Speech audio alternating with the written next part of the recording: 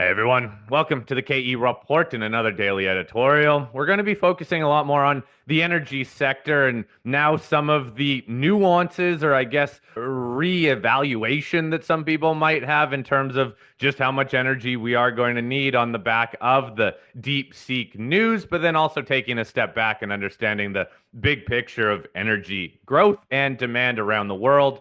We are chatting with Matt Badiali, editor of the New Energy Investor, that is published under the Mangrove Investor brand, which we will link to in the show notes. Now, Matt, again, big picture, energy.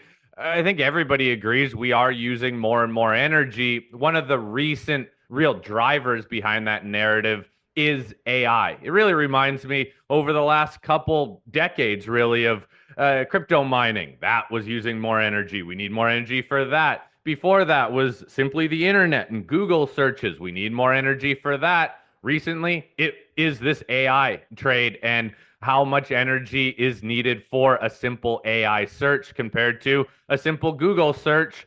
But then we had on the weekend and on Monday that news out of DeepSeek, that Chinese AI app that said they're using cheaper hardware. They don't need as much energy for their searches.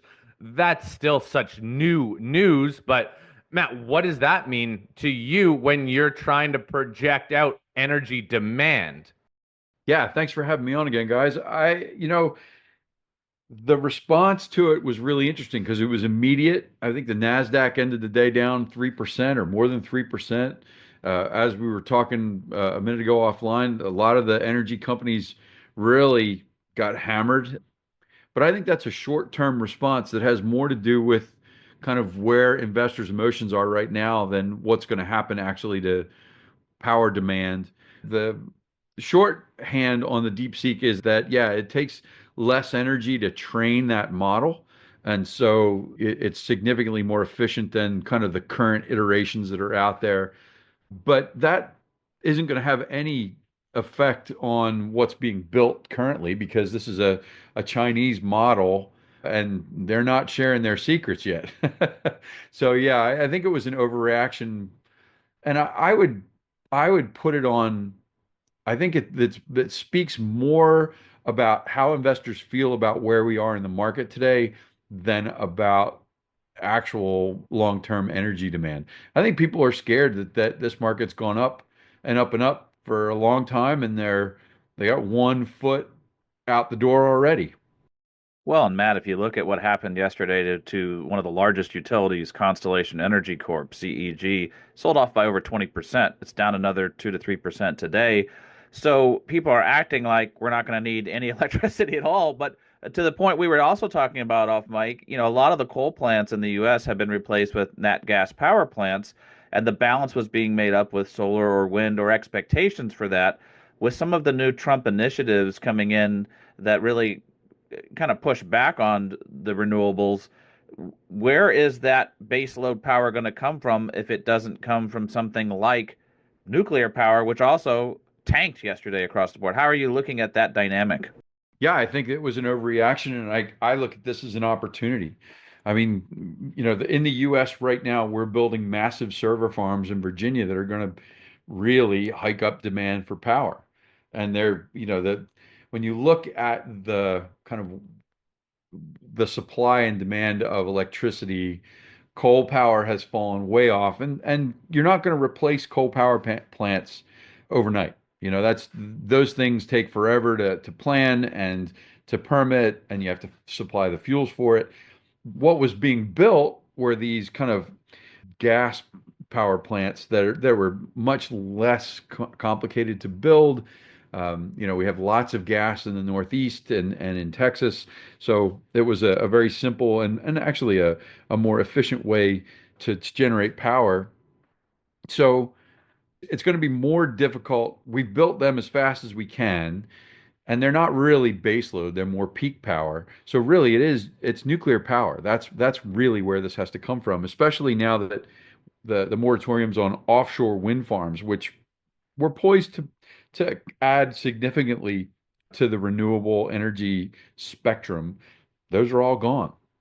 So yeah, it's nuclear or bust. Matt, one thing I think we need to consider too, especially when we're looking at some of these sell-offs is that look, these stocks had been doing extremely well because you look at something like even the uranium ETF, URA, that with this big sell-off that we've seen, it's simply back to where it started the year. With Constellation Energy, Constellation Energy was up over 50% just this month. It was a rocket ship higher. It's still up 20% just from the start of this year. So in 28 days. So these stocks, yes, they've pulled back from these highs. They've kind of crashed from these highs, but they were also screaming higher. So how do you balance out, again, the expectation of just how much more energy we needed and how much the market looks forward, and now taking a really reevaluation of these moves, but still understanding that some of these stock charts, you look at a longer term view, they're still at high levels. Yeah. Yeah. I mean, I would have to sit down and look at them on a case by case basis. In some cases, you can justify that by revenues, but a 20% move in a day, yeah, there's froth there. Or But a there's just fear. 50% move in 2 weeks or in three Yeah, weeks, yeah, there's yeah. also I mean, froth on the other side. yeah. The it this is a crazy market. These are utilities. 50% up, 20% back in utilities is like, these are companies that typically have, single digit earnings margins, and they're just big old stoic. They pay their little dividends, and they deal with big conservative funds. This is very odd behavior for them. But it does speak to the kind of the nerves of the investor. Like I said, I really do think this has been a long bull market, and people have made a lot of money, and that there's a reason that stock market crash trends on Twitter like every day. But at the same time, we are in a transitional period in energy. And we haven't seen anything like this since we went from whale oil to kerosene. This is a huge deal. Coal was king, and electricity is the future. Like, we want more of it. Everything's electrified, and I mean, every Barbie dolls, everything's electrified these days. Chainsaws and lawnmowers now, instead of, you know, internal combustion engines, they're battery packs. It's crazy. So even with the kind of the slowdown of electric vehicles in the US, I still think that electric consumption is going to be increased by AI. And the other thing about AI is no matter what system you're using, it consumes more energy.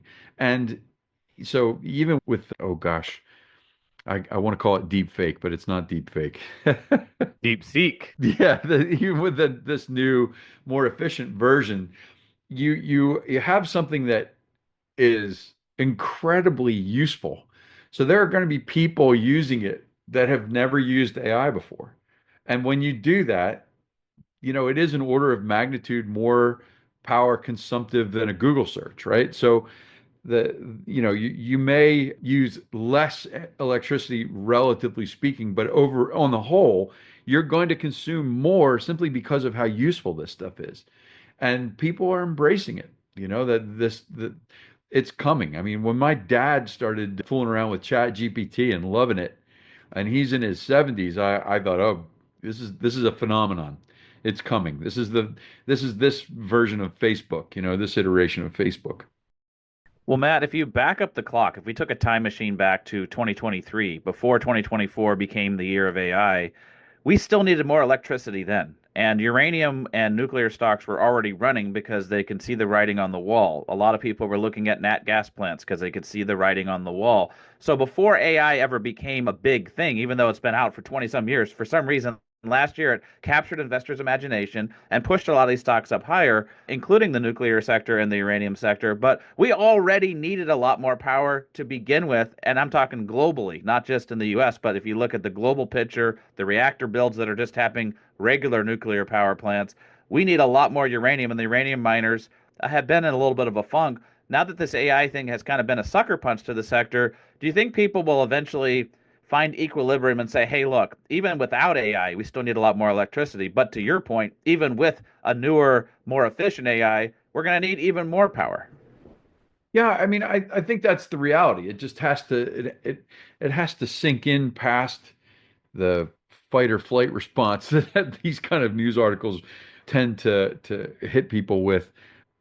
But yeah, I've heard, a lot of my readers come back to me and say, well, they're taking away the electric vehicle tax break.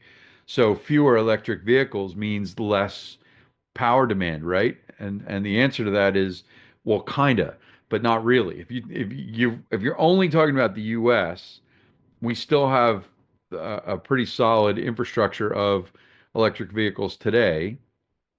And yes, by removing the tax break, you're going to make them more expensive for folks, but you still have that's an additional demand on the infrastructure. But globally, the US EV market is only about 20% of the world, and most of the EV market is in China. So in terms of electric power demand, China has a massive EV rollout and this embrace of AI.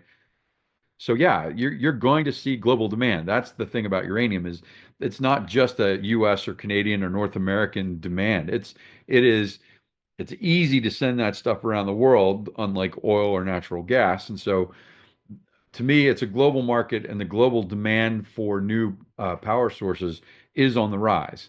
I say this all the time to my readers. This is not a short-term thing. This is a long-term trend. You want to get in. It's going to be choppy, but as they say, every bull market climbs a wall of worry, and this is part of that wall of worry right now. And this is still very much looking like a bull market, too, for a lot of these different energy sectors. Look at how beat up they were 5, 10 years ago, especially, and just how much better these charts have done. So, look, investors have taken notice, and I think they do understand that we need more energy. One of the nuances, too, now with Trump in office is that he immediately signed an executive order that I think halted all of the wind and solar energy developments that the US was experiencing. And those have been some of the fastest growing energy suppliers. Now, Trump has been on record. We all kind of knew that he was going to do that. How important of a move do you think that was for the energy sector? And how sustainable do you think it's going to be for the US to now just all of a sudden turn its back on some of these other clean energy initiatives? It'll be really interesting to see how this plays out. I mean, all the offshore stuff is now halted. Any plans to build on federal lands has been halted. So there's a lot of money that was invested that is basically going to be lit on fire and go to money heaven if they stay halted. But yeah, the interesting thing is that wind and solar really made up the gap between the decline of coal and the increase in natural gas because we brought on natural gas as fast as we could bring it on, and it still didn't make up the gap with coal falling off. So, you have a couple of choices, one of which is higher energy prices. A lot of folks are pointing to this kind of the other mandate that's out there, which is this increase in U.S. domestic drilling for oil and gas. One of the things that everybody should know is that almost every oil well drilled in the U.S. produces natural gas, and so it's one of the reasons why natural gas prices tend to be low and go down during periods of high exploration because every oil well that comes on brings on some gas and they have to plumb it in. So, I don't know how fast we can bring on that new natural gas capacity or if that's even something that people are looking at. I imagine they'd have to. You're going to have to balance that with the expected income from the electricity. But if they don't bring it on, we're going to get higher prices. So we'll see. But that would be the only place. You have nuclear for base load. I expect more of that to come on. I expect that trend to stay. In the short term, without wind and solar, it's natural gas or higher prices. So we'll see. Nobody likes higher prices, right? So let's see how this all plays out. And again, this is just a 1 day movement in these charts, and a number of these charts had already been doing very well this year. So maybe a very good buying opportunity in this general bull market narrative.